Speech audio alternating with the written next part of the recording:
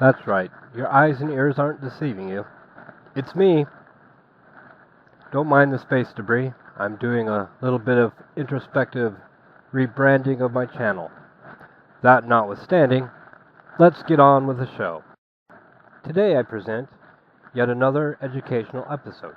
Yes, I know, education can get tedious, but when you're faced with such great examples that literally couldn't be scripted for you, you sort of have an obligation to delve into the educational value provided. Today is such a case. This episode deals specifically with the detection and the exposure of bias.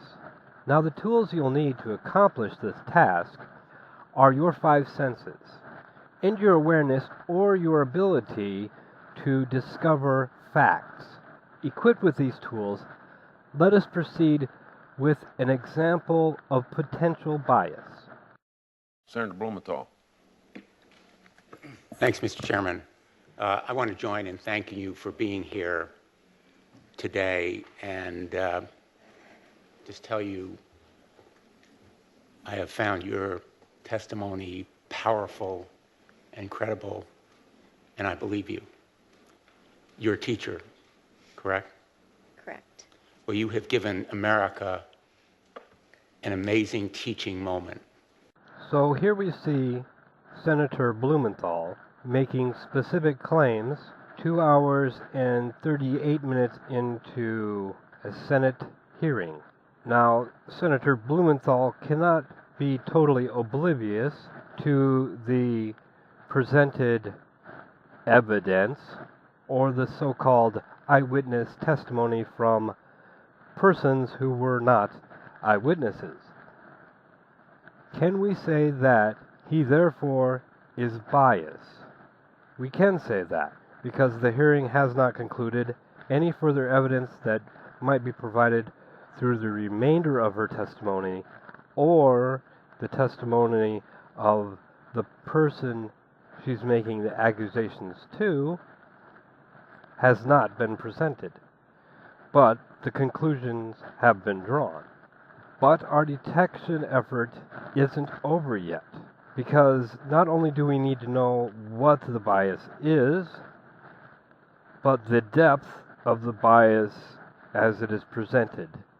The claims made so far is that this has some sort of power, that it is credible, that it is believable, and that it is educational. For the last point, I will not debate the educational aspect of the situation, since I myself am using it to educate. So, on that point, we'll grant that there's some educational value. Is it powerful? Well, that is a subjective judgment, and therefore I will not debate whether he considers it to be powerful or not. But on the other 2 points, is it credible and or is it believable? Well, in the next clip, which preceded his statements by 28 minutes, we will be able to determine if there is some believability or credibility. May I ask, Dr. Ford, how did you get to Washington?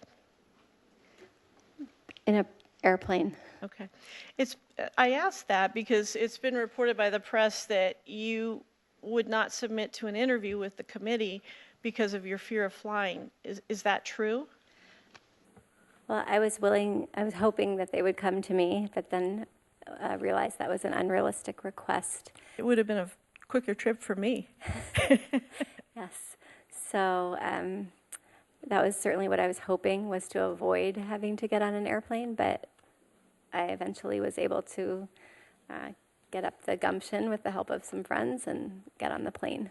Now, I've broken this clip into 2 parts because at this point we must clearly explain exactly what the claim she has so far either attempted to confirm or made is. And that claim is that she has a fear of flying. When you were here in the mid-Atlantic area back in August, end of July, August. How did you get here? Also by airplane. I come here once a year during the summer to visit my family. Okay. I'm sorry, not here. I go to Delaware.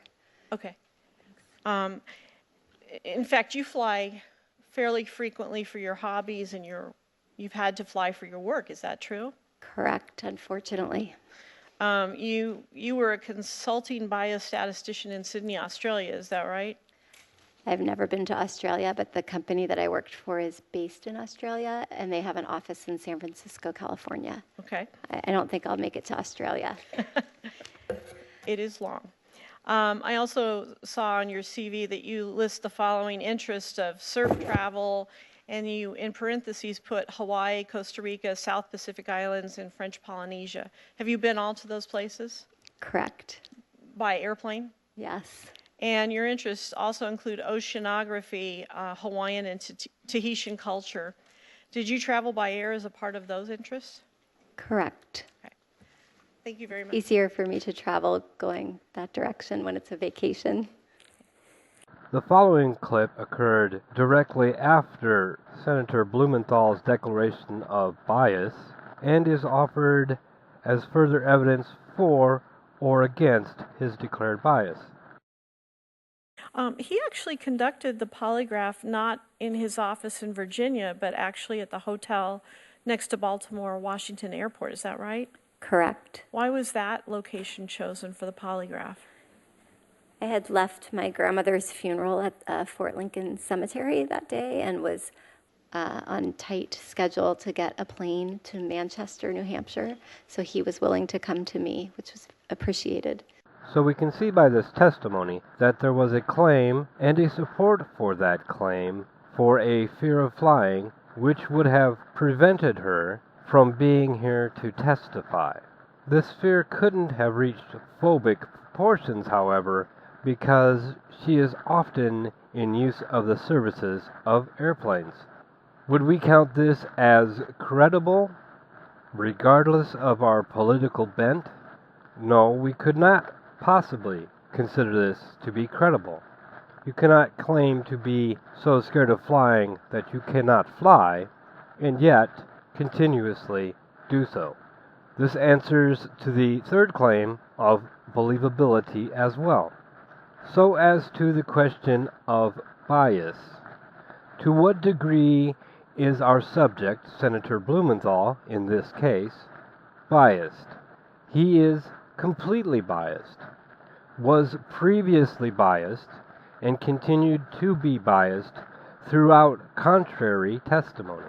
With this knowledge, we can consider with this amount of bias that there is no amount of evidence or fact that would reverse the bias, which is fortunate for us because the second step is exposure. For this step, we need no tools. The biased individual themselves will handle the exposure by simply holding to their bias and being witnessed to have the bias. They will have exposed themselves. But, in some cases, and this one included, sometimes the biased individual will refute their own bias. Now, when they do this, we can't expect them to understand that they have refuted their own bias, any more than we could expect them to understand that they had the bias in the first place. Sometimes they will refute their bias to such a degree that all observers must admit that not only do they hold the bias, but they have utterly refuted it of their own volition, as in the next clip.